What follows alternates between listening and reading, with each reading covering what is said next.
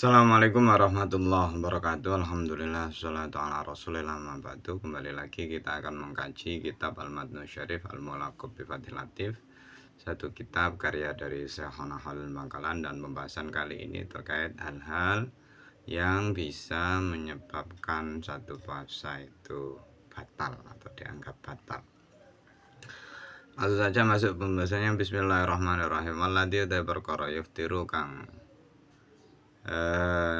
batalake apa alladzi as-shaima ing wong kang poso iku asyaratun ana 10. Alawalu ta kang pertama iku wusulu ainin tumekane barang jaufan ing weteng manfaatan kang kabuka amdan kelawan sengaja. Asani utawi kang loro iku aljima ujima amdan kelawan sengaja. Asalisu utawi kang nomor 3 iku inzalu ngetake mani an mubasyaratin kelawan sengaja. Arabi utawi kang nomor 4 iku alqoi utah. Al-khamisu utawi kang nomor 5 iku al-haidu haid. Sadisu utawi kang nomor 6 iku nifasun nifas. Asabi utawi kang nomor 7 iku al-wiladatu melahirkan. Asamin utawi kang nomor 8 iku al-jununu gendeng. Tasi utawi kang nomor 9 iku al-riddatu murtad. Al-ashiru utawi kang nomor 10 iku al-igma'u kehilangan kesadaran. Ini ista'aba nalikane apa jenenge mencakup apa al-igma' jami'an nahari ing sekabehane siang. Bismillahirrahmanirrahim. Bahasan kali ini menjelaskan terkait hal-hal yang ada hal-hal yang bisa membatalkan puasa yang menurut Syekhona Khalil itu jumlahnya ada 10.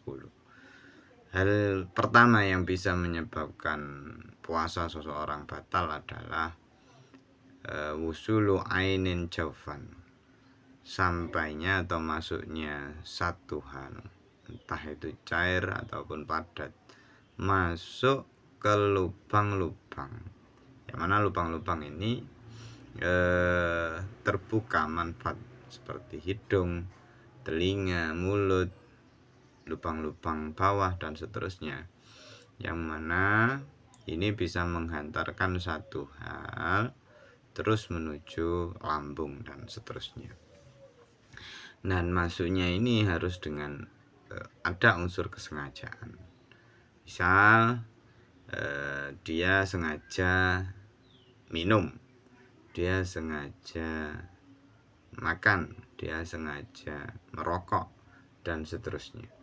Ada kesengajaan-kesengajaan. Artinya yang di luar sengaja, lupa, atau dia karena satu insiden, misalnya seseorang jatuh ke sungai, dengan jatuh dia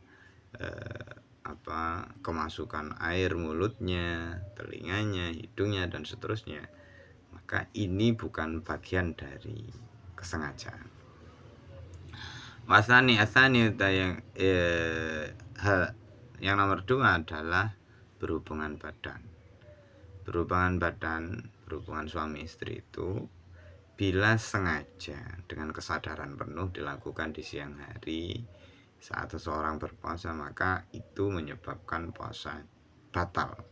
Bahkan di mazhab kita punya konsekuensi yang berat, yang kemudian dia harus terkena hukuman untuk puasa 2 bulan secara berturut-turut. Pilihan kedua harus memberikan 60 orang miskin makan dan seterusnya. Ini konsekuensi berat. Nah, hubungan badan ini, hubungan suami istri ini dapat menyebabkan batalnya puasa jika dilakukan di siang hari. Jika di malam hari ketika dia sudah tidak berpuasa, malamnya kan sudah boleh melakukan itu.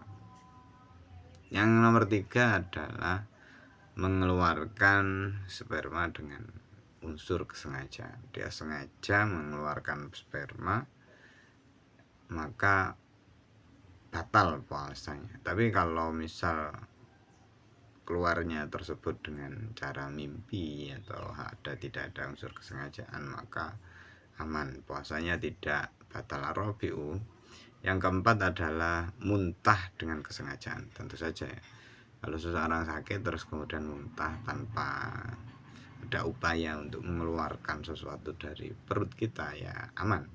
Tapi kalau kita melakukan misal memasukkan jari ke tenggorokan kita hingga merangsang perut kita untuk mengeluarkan isinya, ini yang kemudian membatalkan puasa. Yang kelima adalah haid. Seorang ketika haid otomatis puasanya batal. Yang ketujuh nifas, begitu juga nifas, darah yang keluar setelah seseorang melahirkan. Ini juga membatalkan puasa. Yang asabiu yang ketujuh adalah darah wiladat, darah yang keluar saat seseorang melahirkan.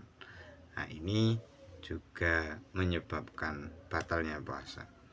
Asaminu yang kedelapan adalah al-junun, kehilangan kewarasan. Jadi ketika seseorang hilang kewarasannya, hilang akal sehatnya, dalam artian junun, gila, itu ketika kewarasannya hilang, batallah puasa tersebut. Yang kesembilan adalah murtad. Ketika seseorang meninggalkan agama Islam, otomatis dia batal juga puasanya di hari itu. Yang kesepuluh adalah kehilangan al-ihma, kehilangan kesadaran. Ketika kehilangan kesadaran dan kesadaran ini menghabiskan mayoritas hari atau mayoritas waktu dia berpuasa, baik ayan ataupun pingsan misalnya, igma, itu bisa membatalkan puasa. Tapi kalau cuma sebentar misalnya ya 10 menit 1 jam ya aman saja, tidak jadi masalah. Tapi kalau misal dari subuh dia kehilangan kesadaran sampai asar, nah ini yang kemudian batal lah puasa. Dimana puasa itu itu tadi kita perlu adanya usaha untuk menahan diri. Tapi ketika kita kehilangan kesadaran ya sudah, kita tidak, ya tanpa berpuasa pun kita tetap tidak meninggalkan hal-hal tersebut. Bahkan orang-orang yang ihma ini butuh bantuan, ya lebih diutamakan kesehatannya dulu. Dia tidak lagi perlu mementingkan hal-hal yang di luar keselamatannya dia lebih diutamakan. Terus kemudian ya perlu pemeriksaan, perlu mengkonsumsi sesuatu, itu yang kemudian lebih diutamakan daripada memaksa untuk terus berpuasa. Oke, itu adalah 10 hal yang menurut Syekhona Khalil dalam kitab ini, kitab Al-Matnu Syarif, dianggap sebagai hal-hal yang bisa membatalkan puasa, baik puasa sunnah maupun puasa wajib. Akhirul kalam, assalamualaikum warahmatullahi wabarakatuh.